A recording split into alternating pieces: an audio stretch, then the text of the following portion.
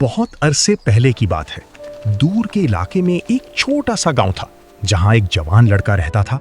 उसका नाम समी था। समी का घराना अमीर नहीं था, लेकिन उसका दिल रोशन था। वो ज्यादा बोलता नहीं था, मगर हर काम में अल्लाह को याद करता था। समी का काम बकरियां चराना नहीं, बल्कि लकड़ियां जमा करना था। हर सुबह वो जंगल की तरफ चला जाता, लकड़ियां काट कर लाता और बाजार में बेचकर गुजारा करता। लोग उसे कहते, तुम इतनी मेहनत करते हो फिर भी गरीब हो, क्या फायदा? समी सिर्फ मुस्कुरा देता और कहता, रिस्क देने वाला अल्लाह है, मैं सिर्फ कोशिश करता हूं।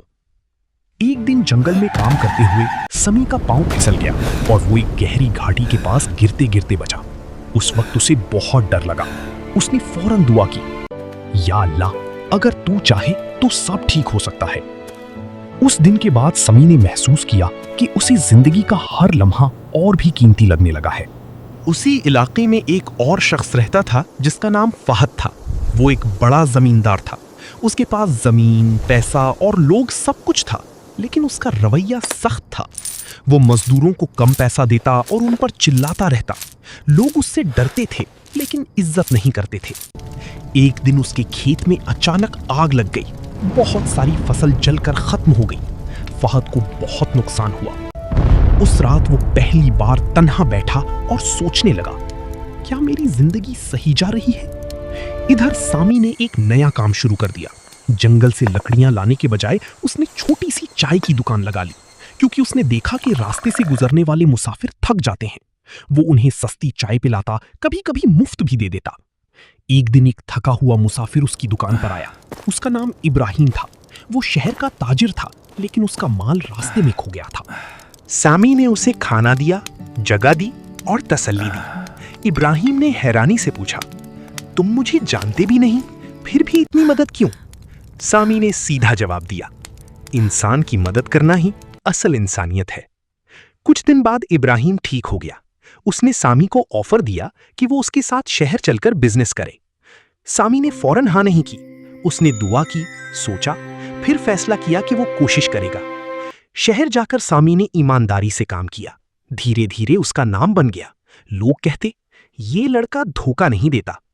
उसकी कमाई बढ़ने लगी, लेकिन उसका रवैया नहीं बदला।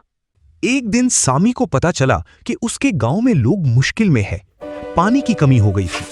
उसने अपनी कमाई का एक हिस्सा लगाकर वहां कुआं खुदवाया। गांव वालों के लिए ये बहुत बड़ी मदद थी। इधर फहद की जिंदगी भी बदल रही थी।